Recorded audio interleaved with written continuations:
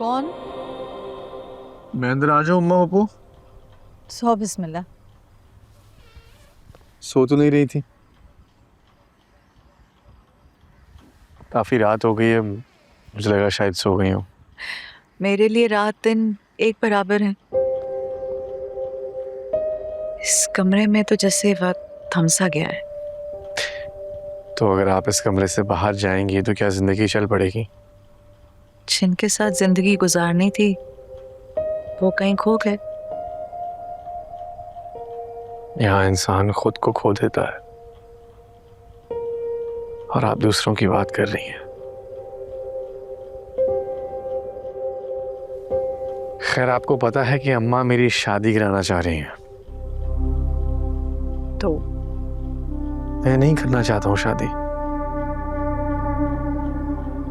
माना कि मैंने अपने आप को कई सालों से इस कमरे में बंद किया हुआ है, लेकिन अगर तुम अपने आप को बर्बाद करना चाहते हो तो ये तो मैं नहीं देख सकती। देखिए, मैं आपके पास इसलिए आता हूँ क्योंकि आप मेरे मसले समझती हैं। जैसे रोज तुम एक्टिंग करते हो, थोड़ी एक्टिंग शादी की भी कर लेना। लेकिन अगर मुझे वो शादी के बाद मिल गई तो? खो जाने वाले लोग दोबारा कम ही मिलते हैं। कोई नई लड़की अगर तुम्हारी जिंदगी में आएगी तो हो सकता है तुम अपने अंधेरे के हमसफर को भूल जाओ। इतने सालों से खुद को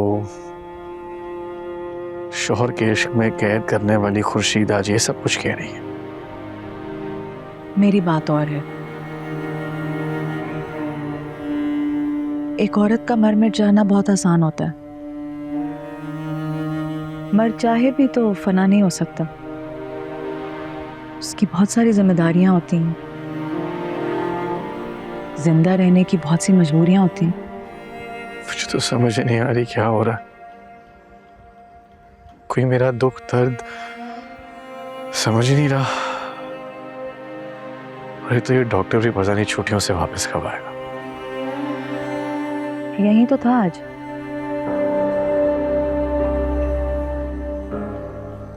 यही था? और इसने मुझे बताया नहीं? बाकी सबका तो मुझे नहीं पता, लेकिन कह रहे थे कि उसका कोई पेशेंट मर गया था, उसका जनाजा लेकर आया था, फिर उसको दफनाने कहीं और ले गया। जनाजा? कह रहे थे उसकी बेटी भी शायद साथ थी।